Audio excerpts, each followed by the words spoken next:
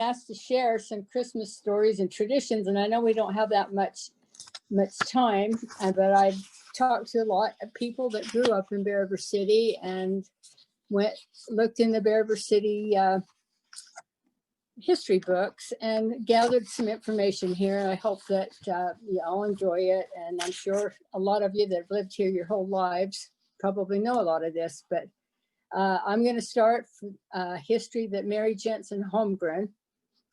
She was the first baby born in Bear River City in 1867, baby girl, I should say. And anyway, this is her quotes about Christmas. Guessing, let's see, this was somewhere between 1875 and 1880 when she said this. When I was a little girl in Bear River City, we would have a Christmas dance in the opera house for the children in the afternoon. At night, the adults danced. We wore our Christmas dresses. The children lined up on each side of the hall. Santa Claus and Mrs. Santa Claus came in. They each gave us a bag of candy and peanuts. It was a glorious time. Then we would dance, and most of the time we'd dance with another girl. Once in a while, we'd dance with a boy. We'd jig around, although we'd taken dancing lessons, or at least we did later. And I found this, Carol Andreessen shared this today with me, that I guess for some reason I didn't get a 2016 history book. And so I'm so glad I run into her today. But she reminded me what was in there by J.P. Christensen. And he quotes, "Christmas Day was our big day. We would go in sleighs drawn by horses with lots of bells on them and play for each family in town. Christmas was an important time to celebrate. Long hand-knitted wool stockings were hung near the chimney on Christmas Eve. Rag dolls and homemade balls with an apple and small bits of sweet bread." And I was going to check and see what this word meant, and I forgot, but it's Pebermater, and I don't know, or Pebermater, I'm not sure what that is. Anyway, were gifts brought by Santa Claus. These gifts were later replaced by china-headed dolls with sawdust bodies, a pair of skates or a sled, and candy and nuts. For several years, the community celebration lasted for 2 days. The adults gathered and presented a program the first day, and the children gathered and presented their program the second day.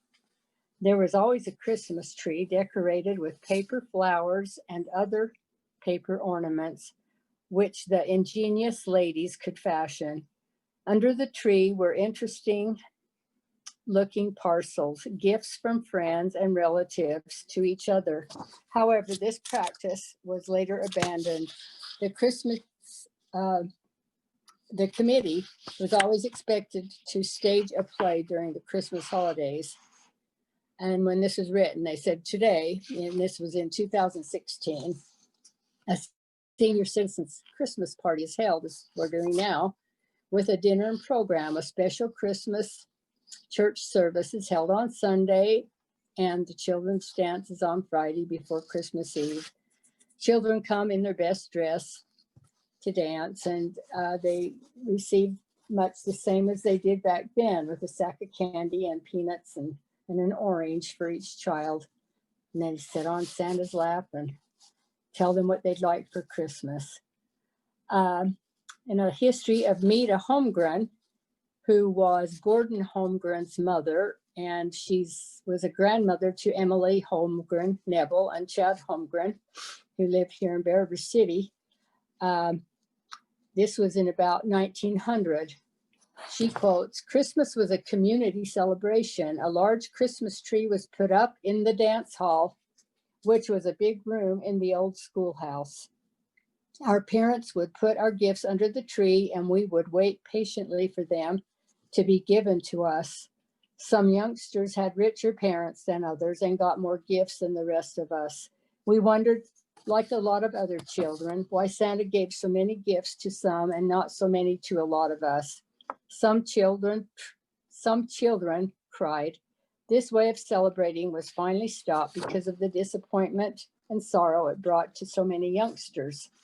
On Christmas Day, we would go to the Santa Claus dance and each get the candy, hardtack candy and peanuts. The dances were fun. We weren't the best dancers in the world, as we all knew.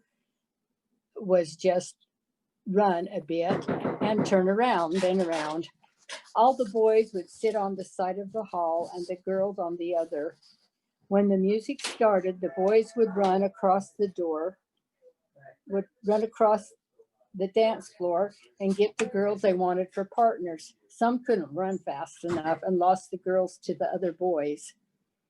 Hiram Nelson, Chris Johnson, William Bill Jensen, and I think Augustus Gusso Anderson and Knut Friedel were the music makers at our dances. They played for many years. I had a nice visit with Joyce Holmgren Dahlberg, who lives in North Ogden.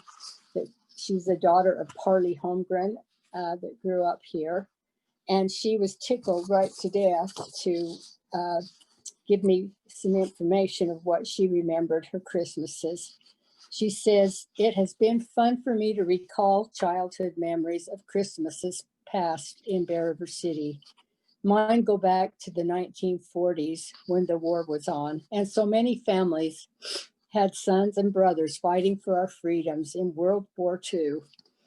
Tradition still carried on. I think of how we would all get decked out in our Christmas best and attend the Christmas Day program and dance. That was just something we did. No ifs and ands or buts about it. Kids left their Santa stuff behind and got ready to go. The dear old opera house became alive with parents, kids, and oldies, and it was a jolly, noisy time. Santa would arrive and dance around the floor while handing out goodies in little paper bags. The usual fare was hardtack candy and peanuts with shells on, which made for extra cleanup duty. The programs featured local talent as Bear River parents raised some very talented children, and finding good performance was an easy choice. I remember one very accomplished violinist who was playing a lively and loud piece, and before we knew it, a few of the babies in the room were responding with their own talent. Hats off to whoever organized that great little group of musicians who played the music and allowed the kids to get out there and dance to those wonderful and original jigs our pioneer ancestors brought with them to Bear River City. Visiting with Steve Huggins the other morning, he said he remembers the kids' dance in the 50s being on Christmas Day in the daytime. We would put on our suits and go, and Santa would come bouncing in. He also says, I remember Diane Holmgren asking me to dance. The band was the Henry Johnson band. That is basically the band that still plays at our dances today. And then from in the Bear River history book, Sally Munns, who was the daughter of Dewey Ramsdale, he played Santa Claus for a lot of years, and this was what she wrote. Santa Claus comes every year, most prominent and loved being Dewey Ramsdale. Dewey Ramsdale was Bear River City's Santa from the time he moved his family to Bear River City until just a few years before his death. He must have been Santa for nearly 40 years. He loved playing Santa for the ward Christmas parties in the area. He made visits to many clubs and private parties, and plus others.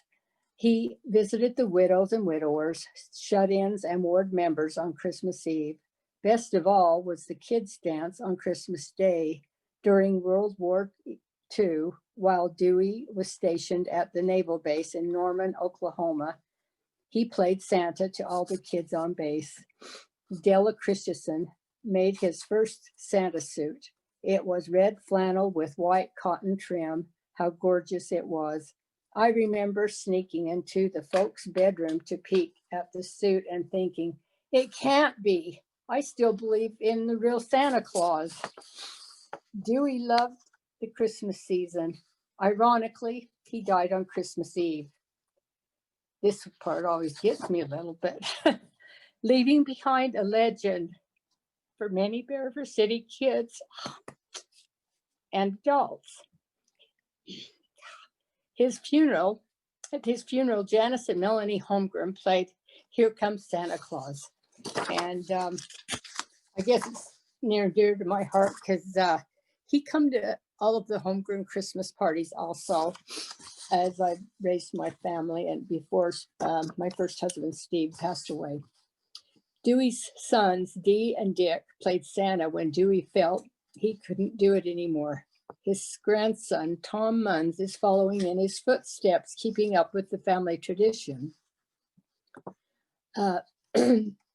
Lee Johnson is the next one that I didn't personally visit with, but my sister did today. He's married to her mother-in-law. And Lee said as he served for mayor for 12 years, he said that he and Dewey would go visit the widows and the widowers with a bag of treats every year. He also named more of the people and could remember the instruments they played in the bands, which were Ernie Anderson, he played the drums, Floyd Jensen, saxophone, Henry Johnson, clarinet, Victoria Johnson, piano, Austin Johnson, trombone, and Dale Holmgren, trumpet. And he said that Hiram John also played in the band. He says there was a lot of musicians in Bear River, and I know there's more besides this also. I also visited with Claire Pete Holmgren the other day also, and he says, I remember the big pine tree in front of the old opera house, all lit up and decorated from the bottom clear to the top. He says, I don't know how they did that on that big tall pine tree. Also, he remembered a time that during the Christmas party at the opera house, it snowed really a lot. I mean, a lot, all while we were at the party. All the cars were parked in front of the sidewalk and could not get out of there. The incline of where they were parked was so deep with snow, and that on the small slope that they couldn't get out. All the young boys were out there trying to push everyone out. This was before four-wheel drives and front-wheel drive-on cars. And just a memory of my own a little bit is I'm going to go on to more recent traditions that was like in 1993, as we were driving home one Christmas Eve from our family Christmas party in Tremont, the comment was made, what a nice addition to Bear River City. My mother-in-law, Elaine Holmgren, replied, we looked with awe at this beautiful star that Curtis Christensen family started that year and have shared with the town on Christmas Eve ever since. What a wonderful tradition they've started. And that was the first year that they had started that tradition. So on Christmas Eve, we've always looked forward to seeing the star every year that reminds us of what the true meaning of Christmas is. Also, other traditions is a lot of people that like to decorate outside and put their lights up. It's always so nice to drive through town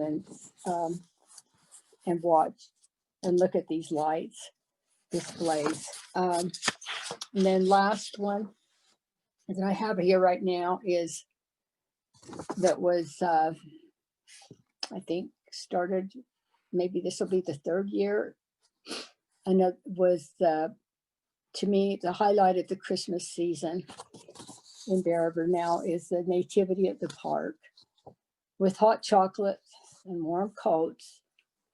To really feel the spirit and true meaning of Christmas was an idea by Lorraine Newbold. She called Sue Reese to tell her what she was thinking, and they both agreed that this would be a great tradition. I think it first started as a ward thing, and then I may be wrong, but I think that the town has encouraged them to do it as a new tradition. And we hope so anyway, but many people in town have helped contribute to this live reenactment of the Nativity. So grab a warm coat and come and have a cup of hot chocolate. Hopefully they're going to still have it this year because it's going to be a little different this year. But like the mayor says, hopefully only this year.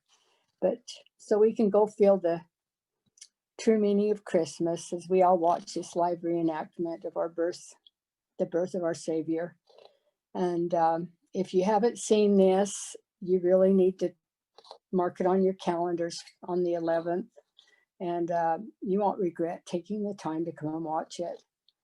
And this year, maybe the mayor, I can't remember if he said this at the beginning, but I'll say it again to remind you, it's going to be a little different.